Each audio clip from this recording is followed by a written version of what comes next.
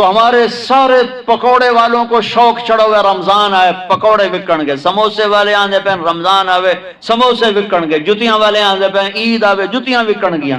وہ کسی کو یہ شوق ہی نہیں کہ بخشش ہوگی، اللہ راضی ہوگا، جنت ملے گی، اللہ کی محبت میں بھوک لگے گی، اللہ کے عشق میں پیاس لگے گی۔ وہ بھوک اور پیاس کی جو تڑپ اور کسک ہے، پھر ہم ہاتھ اٹھا کے اللہ سے مانگیں گے، ہم کہیں گے یا اللہ، تو عرش کے دروازوں تک میری پکار جائے گی، ساتوں آسمان میری پکار سے گونج اٹھیں گے۔ مجھے یقین ہے کہ میرا اللہ کہتا ہے، میرا نبی فرماتے ہیں کہ اللہ رمضان میں سارے آسمان کے فرشتوں سے فرماتا ہے روزے رکھنے والوں کی دعا پر آمین کہو۔ عرش کے فرشتوں سے اللہ فرماتا ہے میری تسبیح چھوڑ دو، رمضان کے روزے رکھنے والوں کی دعا پر آمین کہو، آمین کہو۔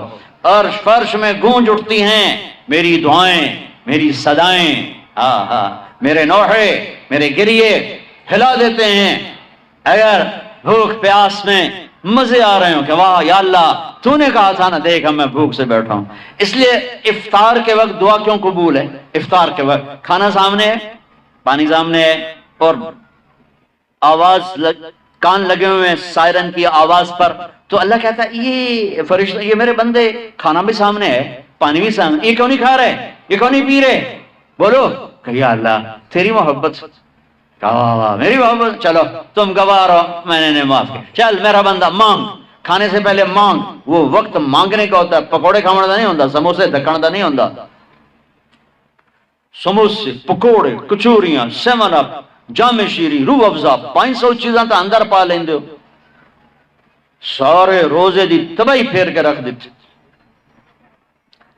ایک مہینے کے لیے اوور آلنگ ہے، اوور آلنگ، ٹیوننگ ہے، ٹیوننگ، تھوڑا کھاؤ، تھوڑا کھاؤ، تھوڑا کھاؤ، ٹھنڈے شربت مت پیو، ٹھنڈے شربت مت پیو افطاری کے وقت، بعد میں پینا تو پی لو، این افطاری کے وقت اپنے اوپر ظلم مت کرو۔ سارے دن کا انجن گرم ہے، ایک دم اس کے اوپر برف پھینکتے ہو، تھوڑی دیر صبر کر کے سادہ پانی پی لو، نماز پڑھ لو، پی لو، جام شیریں پیو، سیون اپ پیو، جو مرضی پیو، ٹھنڈا پیو، گرم پیو، جو مرضی پیو، لیکن این روزے کے وقت بچو تلی ہوئی چیزوں سے، کراری چیزوں سے، مسالے دار چیزوں سے، ثقیل چیزوں سے بچو، ہلکا پھلکا رکھو پیٹ کو، ہلکا پھلکا، تاکہ روزے کا مقصد حاصل ہو کہ جسم پاک ہو، غلاظتوں سے، گندگیوں سے پاک ہو، صاف ہو۔ ہاں، اور اپنے دل کو بھی صاف۔ رمضان میں سب کی بخشش ہو جاتی، سب کی، 4 نہیں بخشے جاتے، 4 آدمی نہیں بخشے جاتے، 4 قسم کے مرد عورت، سب کی بخشش ہو جاتی، سب کی، 4۔ اللہ تعالی ہماری حفاظت فرما لے۔ کسی بھائی میں یہ عیب ہے، ابھی سن کے توبہ کر لینا، شراب پینے والا، مستقل شراب پینے والا، رمضان میں بخشش نہیں، ماں باپ کا نافرمان، ماں باپ کا نافرمان، بخشش نہیں۔ ماں باپ کے نافرمان کے لیے تو میرے نبی نے کہا کہ اللہ ہر گناہ کی سزا موت کے بعد دے گا۔ ماں باپ کے نافرمان کو یہیں سے شروع کرے گا اور آگے تک لے کے جائے گا، یہاں بھی سزا دے گا اور آگے بھی سزا دے گا۔ صرف ایک گناہ دنیا میں ایسا ہے، کفر شرک کی سزا بھی موت کے بعد، زنا شراب جوے کی سزا سود کی موت کے بعد ہے۔ ایک گناہ ماں باپ کی دل آزاری، دل دکھانا، اللہ یہاں سے یہ سزا شروع کرتا ہے اور آخر تک پہ چلاتا ہے اس کو۔ میرے نبی سے پوچھا گیا یا رسول اللہ قیامت کب آئے گی؟ آپ نے کہا اللہ کو پتہ ہے۔ کہ کوئی نشانی بتائیں؟ کہ جب ماؤں کو ذلیل کیا جائے گا قیامت آ جائے گا، ماں باپ کا نافرمان۔ تیسرا کون ہے؟ رشتہ داروں سے لڑنے والا، کبھی بھائی سے لڑا، کبھی بہن سے لڑا، کبھی خالہ سے، کبھی چاچے سے، کبھی مامے سے، کبھی تائے سے، کبھی پھوپھے سے، قریبی رشتوں سے لڑنے والا اور تعلق توڑنے والا، اس کی بخشش نہیں ہوگی۔ چوتھا کون ہے؟ کینہ رکھنے والا، کینہ، شحن، ایک ہوتا ہے بغض، ایک ہوتا ہے کینہ، شحن، بغض، شحن۔ بغض کیا ہے کہ مجھے انصار بھائی سے نفرت ہے، یہ بغض۔ اور کینہ کیا ہے کہ میں ان کو نقصان پہنچانا چاہتا ہوں، نفرت کے ساتھ ان کے ٹانگیں کھینچنا چاہتا ہوں، اس کو کینہ کہتے ہیں۔ تو یہ 4 برائیاں معاف نہیں ہیں۔ ہاں کوئی توبہ کرے تو سب معاف ہوگا، سب معاف ہوگا، سب معاف ہوگا۔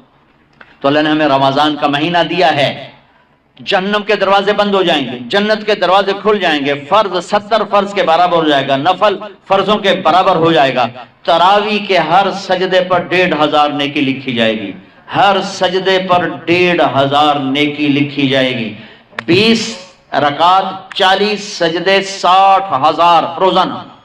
یہ تمہارے کلب ایسا پٹھا جا نہ ہے کی نہ ہے میں نے حالی تھی نہیں سر لگی ہے تھی یہاں دیکھی ہو، چلو جڑا بھی نہ ہے ٹھیک۔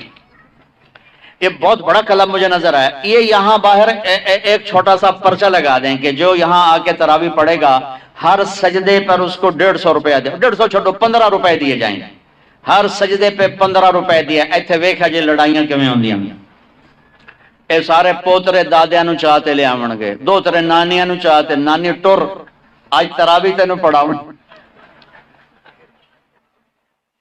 دادے نانیاں نو پوچھدا کوئی نہیں، انہاں دی عید ہو جاونی، تسی تے اعلان کر کے لکھ دیو بھئی جڑا ایتھے آوے گا انہوں اسی فی سجدہ 15 روپے دیواں گے۔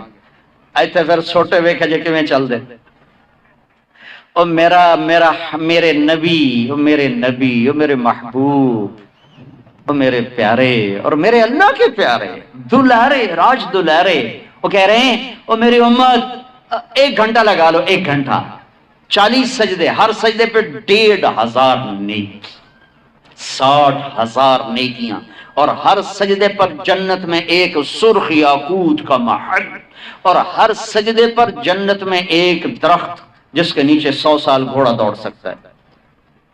اتنے تھوڑے وقت میں اتنی کمائی۔ اب 8 تراویح پڑھ کے آدھی مسجد خالی جا رہے، کتنے جا رہے ہو، کی کرن جا رہے ہو، کوئی کام نہیں، 8 پڑھ کے جوتا اٹھا کے جا رہے ہیں۔ اے بھائی پڑھ دو، سال کے بعد آیا ہے موقع اللہ سے لینے کا، اور ہر سجدے پر یہ کچھ اللہ دے رہا ہے۔ اور پھر جب آخری رات ہوتی تو اللہ فرماتے ہیں میرے فرشتوں، میرے بندوں کی رات کی تراویح اور دن کا روزہ، اس کے بدلے میں نے ان کے پچھلے سارے گناہ معاف کر دیا۔ اور آسمان پہ ایک فرشتہ اعلان کرتا ہے یا باغ الخیر ابشر و اقبل، اے بھلائی کے چاہنے والے آگے بڑھ خوشخبری ہو، اور اے برائی کے کرنے والے بس کر اور واپس ہو۔ اور اللہ کا عرش مستقل پہلے آسمان پہ آ جاتا ہے، عرفات کے دن صرف عرفہ کے دن پہلے آسمان پر، لیکن رمضان میں پورا رمضان عرش پہلے آسمان پر۔